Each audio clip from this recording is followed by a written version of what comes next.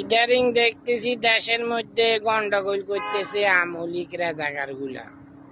আমলিক রাজাকারদের এদের তো নিমন্ত্রণ পেপার বাতিল করে দিছি, এদের দল বাদ হইয়া গেছে। কি রাষ্ট্রীয়ভাবে ডিক্লেয়ার দিতাম কইছি, ডিক্লেয়ার দিয়ে লাইছে, ডিক্লেয়ার দিয়ে দিছে। এখন যে গন্ডগোলটা করতেছে এটা হইলো অবৈধ রাষ্ট্রপতি শাহাবুদ্দিনের সন্ত্রাস রাজাকার, তারপরে যে ওই যে সেনাপ্রধান ও অকারুজ্জামাল রেজাকার, ওই যে অবৈধ সেনাপ্রধান অকারুজ্জামাল রেজাকার, এই হইল শেখ হাসিনা রেজাকারের দোসর, শেখ হাসিনা রেজাকারের লোক, ওদের আত্মীয়। শেখ হাসিনা ক্ষমতা থাকাকালীনে যখন এই যে এর সেনাপ্রধান বানাইছে, তখন এর পরের দিনে আমার কানো খবর আইছে বিএমপির রেজাকাররা আমার এনে ফেঁস দিতে চাইছিল সেনাপ্রধান কে হয়েছে। তো আমি তো পরে দুই তিন দিন পরে আমি তদন্ত করে খবর পাইলাম যে অকারুজ্জামান সেনাপ্রধান যে বানাইছে এরে হইলো শেখ রেহানের আত্মীয়, শেখ হাসিনার রেজাকারের আত্মীয়, এদের নিজস্ব লোক। শেখ হাসিনা রেজাকার এরও অবৈধভাবে সেনাপ্রধান বানাইছে, ক্ষমতা ধরে রাখার জন্য, দেশ সন্ত্রাসী করার জন্য। তো পরবর্তীতে যখন দেখলাম এই বক্তব্য দিল সেনাপ্রধান, অবৈধ সেনাপ্রধান অকারুজ্জামালে, সারা বাংলাদেশে প্রত্যেকটা স্কুলে সেনা ট্রেনিং দেয়। তো সেনা ট্রেনিং তো এটা কখনো এটা ঘোষণা সেনাপ্রধানে দিতে পারে না, কারণ সেনাবাহিনীতে যে ট্রেনিং দেওয়া হয়, এই ট্রেনিং এর সম্পূর্ণ বরং পোশাক দেয় রাষ্ট্রীয় বরণ করে নেতারা দেয়। যে রাষ্ট্রের সম্পূর্ণ টাকার মালিক হয়েছি আমি, যে ট্যাক্সের টাকা দেশের মালিক, এগুলো সবে অরিজিনাল ভাবে, আইনগতভাবে, রাজনীতিভাবে, ইতিহাসে সর্বদিক দিয়ে এগুলোর মালিক হয়েছি আমি মালিক হয়েছি। এটা তো প্রমাণও করাই দিচ্ছি শেখ হাসিনা রাজা, কারণ নিজেও স্বীকার করছে সরাসরি মিডিয়াতে আইসা যে আমি সোনালী ব্যাংকের মালিক থাকবো, আমার কাছে মাপ চাইছি যে আমার উপরে কথা কইব না, দেশ যে আমার, এই কথা এগুলো সব বলে দিছে শেখ হাসিনা রাজাকারে। আমি রাষ্ট্রীয় ক্ষমতা দখল করতে পারবো, তো এগুলো তো আমি প্রমাণ করাই জানি। আমার বেতন দেওয়ার চেষ্টা করছি, আমি প্রত্যাখ্যান করে দিয়েছি, নাকচ করে দিয়েছি যে আমি বেতন নিব না। তুই যে দুর্নীতি করতেছ, আমি তো তাই বেতন নিলে তোর ওই দুর্নীতি মামলা পরবর্তীতে আমি করতে পারবো, কারণ তোর দুর্নীতির টাকা তো এখন আমিও বেতন নিলে তো আমিও ওই দুর্নীতির মধ্যে একই সেম হইয়া যাবো। ওই দুর্নীতির মামলাটা আমিও খামো, সবাই করবো যে আমি তো বেতন নিছি। তো এই জন্য আমি কইছি যে আমার বেতন দিবে আমেরিকায়, কারণ আমি আমেরিকার কাছে সাহায্য দিয়েছি, এরা আমার সাহায্য করতেছে বিশ্বের বড়রা, বিশ্ব নেতাদের লগের একজন আমি নেতা। আমার দেশ বাঁচানোর, আমার সন্তানদের, সেনাবাহিনীদেরকে বাঁচানোর জন্য আমেরিকা আমার সাহায্য করতেছে, জাতিসংঘের মধ্যে মামলা করে দিয়েছে আমার বাঁচানোর লেগে। এগুলোর কাছে বড় বড় মালানা মুন্সিরা গেছে, তাদের লোক বানাই আনতো, মালানা মুন্সিদেরকে দেয়নি, আমেরিকা দেয়নি। আমেরিকা কইল সৌদিরা, ও হিন্দুরা আমারে কইলো যে সৌদিরা রাজা বানাই দিতে, বাংলাদেশের সবাই একই কথা, সৌদি আরবটাই রাজা বানাই দিত। আর সৌদিরা এখানে পুলিশ গার্ডে রাখছে আমারে 8-10 বছর থেকে, শেখ হাসিনা রাজাকার ক্ষমতা থাকাকালীন। যেদিন শেখ হাসিনা রাজাকারের ক্ষমতা তাই নামাইছি, বাকি চলে গেছে, এদিনে হের দিনে এখান থেকে পুলিশ উঠে নিছে সৌদিরা। প্রতিদিন 10 জন, 20 জন, 50 জন, 100 জন পুলিশ এখানে গার্ড থাকতো আমার রুমের সামনে। এইখানে আমার রুমের দরজার সামনেও যাই পুলিশের গার্ডে আসিল, ঘন্টার পর ঘন্টা খাড়াই দিয়েছে। তো এরা আবার গার্ড দিতে সবসময়, কারণ আমি হইলাম বাস্তবে অরিজিনাল মুসলমান জাতির বাপ, ডিক্লেয়ার দিয়ে দিল সৌদিরা।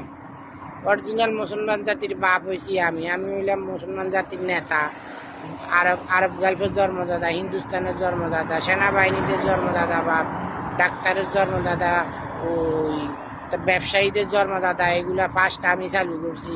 পৃথিবীকে পাঁচ জুতা বানাইছি আমি, পৃথিবীকে ফার্স্ট কাপড় বানাইছি আমি। এগুলো সারা বিশ্বের কাছে প্রমাণ করাই দিছি আমি।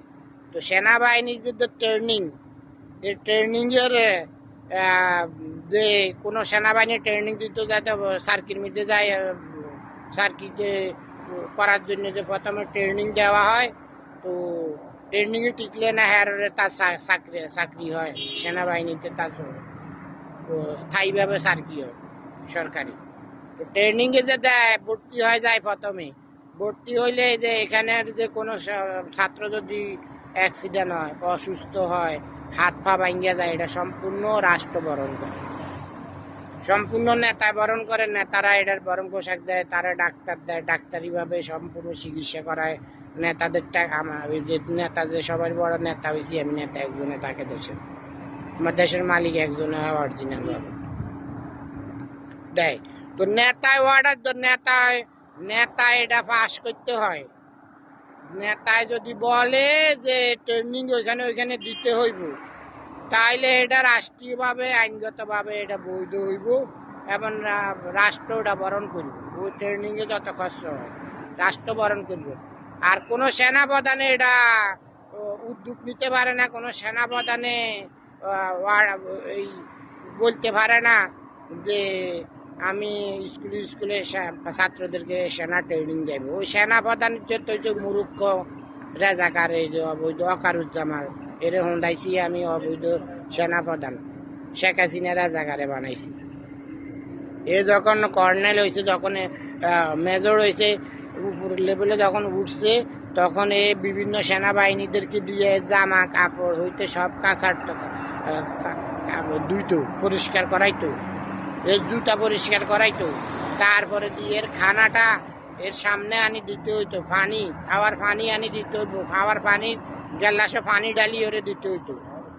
এগুলা আমি সব তত্ত্ব লইয়া লাইছি, আমি সব কিছু জানি। এরকম না জুলুমি করতো এ রাজাকারের বাচ্চা, ওয়াকারুজ্জামান মাদারসোদের বাচ্চা।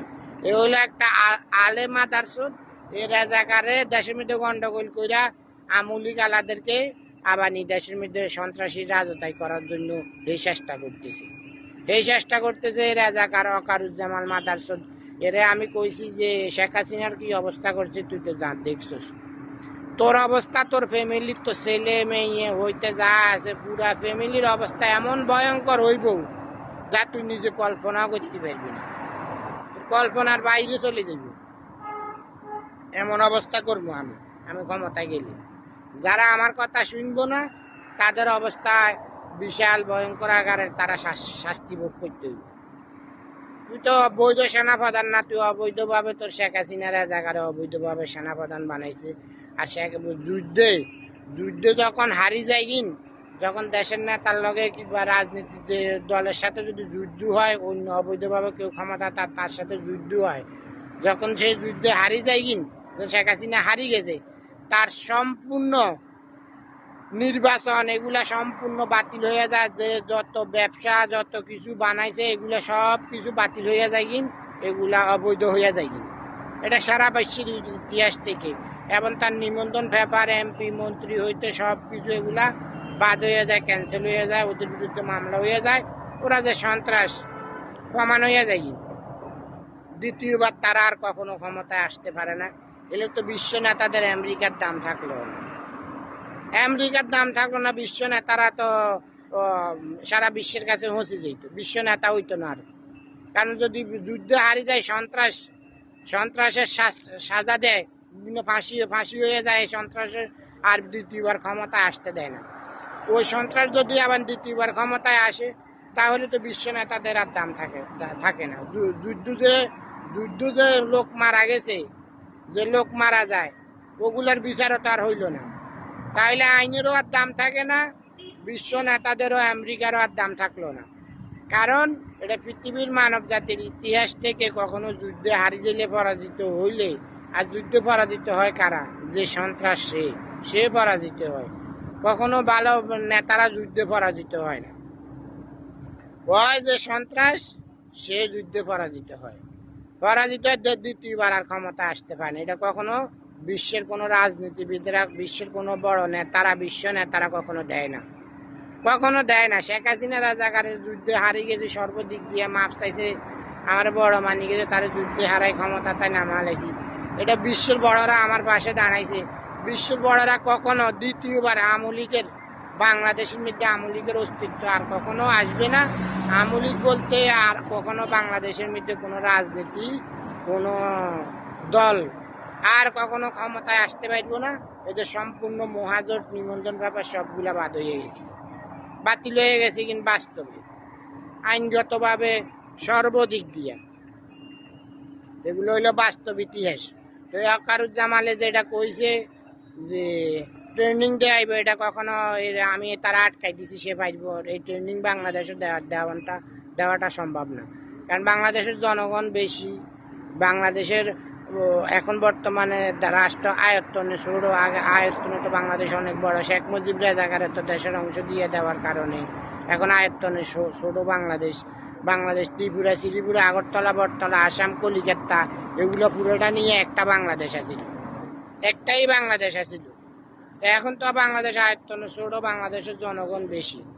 বাংলাদেশের মধ্যে স্কুলে সেনা ট্রেনিং দেয়, ওদেরকে তো সার্কি দেওয়া যাইব না। আর সেনা ট্রেনিং প্রথম যে ভর্তি হয় ওদেরকে হাফ বেতন দিতে হয়। প্রথম ওদেরকে পরীক্ষা নিরীক্ষা কইরা ভর্তি করানো হয়। পরীক্ষা নিরীক্ষা কইরা যখন সেনাবাহিনীতে এরা ট্রেনিংয়ে ভর্তি করায় তখন ওরা যখন আবেদন করে তখন ওদেরকে ভর্তি করানো হয় ট্রেনিং দেওয়ার জন্য, তখন ওদেরকে হাফ বেতন দেওয়া হয়। ট্রেনিংয়ে যখন টিকে যায় যখন সে সার্কিতে জয়েন করে, তার সার্কি স্থায়ীভাবে যখন সার্কি হয়ে যায় তখন তার হুল বেতন হয়। তো বাংলাদেশে তো এটা অর্থনীতির দিকে দুর্বল, বাংলাদেশের জনসংখ্যা বেশি, আয়ত্তনে বাংলাদেশ ছোট। তো বাংলাদেশের মধ্যে তো স্কুলে ট্রেনিং দেওয়া কখনো বাংলাদেশের রাষ্ট্রীয়ভাবে সম্ভব না। কখনো বাংলাদেশে এটা আইনগতভাবে জনগণের স্বার্থে, রাষ্ট্রের স্বার্থে, বড়দের এটা কখনো বাংলাদেশে বৈধভাবে হইব না। কখনো এই আইন পাস করা বাংলাদেশে কখনো বৈধ হইব না। তো এটা কইছে যে সেনাপ্রধান ওয়াকারুজ্জামান, সে হইলো মূর্খ, এ হইলো রাজাকার, আইন সম্পর্কে না যায় না, ট্রেনিং সম্পর্কে না যায় না, এ রাজাকারের বাচ্চা কইয়া দিছে। তারা আটকাই দিছি আমি তখনই, বহুতবার ভিডিও ছাড়ছি আমি, কইয়া দিছে যে তারা আটকাই দিছে, তারা হাসা হালাই দিছে। এ রাজাকারের বাচ্চারা আমি হুন্দাইছি, অবৈধ রাষ্ট্রপতি শাহাবুদ্দিন টুকু, এই মাদাসদের বাচ্চারাও হুন্দাইছি, যে ওয়াকারুজ্জামান রাজাকার এরও হুন্দাইছি আমি, রাজাকারের বাচ্চা শেখ মুজিব রাজাকার, জিয়া রহমান রাজাকার, ওদেরকে হুন্দাইছি আমি। আমার সন্তানেরা সেনাবাহিনী, নৌবাহিনী, বিমান বাহিনী, পুলিশ বিডিওরা হুন্দাইছে এগুলারে হুন্দাইছে। কারণ দেশের সবাই নেতা হয়েছি আমি এদেরকে গালি দিলে এরা অর্থাৎ হঁসি গেছে জনগণের কাছে, আইনের লোকেদের কাছে। আর এদের কোনো দাম নেই, কারণ একটা সেনাপ্রধানরে, একটা রাষ্ট্রপতিরে যদি গালি দেয়, তখন ওই ব্যক্তিরে যদি আইনের মাধ্যমে শাস্তি না দিতে পারে, তাহলে ওই লোকেরা হঁসি গেছে, অর্থাৎ তারা হইলো অপরাধী। এই জন্য তাদেরকে গালি দিয়েছে। এটা আমি হইলাম নেতা, এটা যে কোনো নেতারা ডাইরেক্ট আগে তাদেরকে হুঁশিয়ার করে দেয়, যদি না মানে তাহলে টেলিফোন করে এভাবে গালাগালি করে তারা হাসা হালাই দেয় অন্য লোকেদের কাছে। তাই সে পদত্যাগ করার জন্য, সে রিটায়ার্ড, তারা সাসপেন্ড করতে গেলে যে সে না যায়, রিটায়ার্ড যদি না হয়, সে যদি অব্যাহতি না নেয়, তাহলে তারা এইভাবে গালি দিয়া তারপরে তারা আইনের ব্যবস্থা নেওয়া হয়। তারা হাসা হালাই দেয়, তার কোনো দাম নেই। সেনাপ্রধান ওয়াকারুজ্জামানের কোনো দাম নেই, এরকম হাসা হালাইছি আমি। তারা যারা হাসা হালাই দেয় তার সারা জীবনকাল লেগে সে মসি যায়, তার আর এক বিন্দু পরিমাণও দাম থাকে না। ওয়াকারুজ্জামান রাজাকারের বাচ্চা, এ হইল অরিজিনাল রাজাকার আমলিগের, এদের কোনো দাম দিবেন না। এই আইন সম্পর্কেও জানে না। এ প্রথম বক্তব্যে তারে আমি আটকাই দিছি, দেখেন নাই, আটকাই দিছি, সব ব্যাখ্যা দিয়ে দিছি। কারণ আমি ট্রেনিং সম্পর্কে, সেনাবাহিনীতে জন্মদাতা বাপ আমি এগুলো সব আমার মুখস্থ, এগুলো সব কিছুই আমি জানি। এই জন্য এরা আমার সাথে কখনো টিকতে পারবো না, সেনাবাহিনীদের অরিজিনাল বাপ হয়েছি আমি। অরিজিনাল সেনাবাহিনী, পৃথিবীর ফার্স্ট সেনাবাহিনী আমি বানাইছি, অরিজিনাল সেনাবাহিনীদের বাপ হবে। সেনাবাহিনীদের কি কি ট্রেনিং দেওয়াইতে হয় এটা সব কিছুই আমি জানি, ওগুলো সব আমার মুখস্থ। আশা করি সবাই বুঝতে পারছেন। আমার বাগিনারে কইছি আমি, অবৈধ রাষ্ট্রপতি শাহাবুদ্দিনকে সরাইয়া কইছি যে আমার বাগিনারে বাবলুরে রাষ্ট্রপতির দায়িত্ব দেওয়ার জন্য, তাহলে দেশের চাপ কমে যাইব, ছাত্রদের উপরে জনগণের উপরে চাপ থাকবো না, চাপ কমে যাইব। এই বিএনপির রাজাকাররা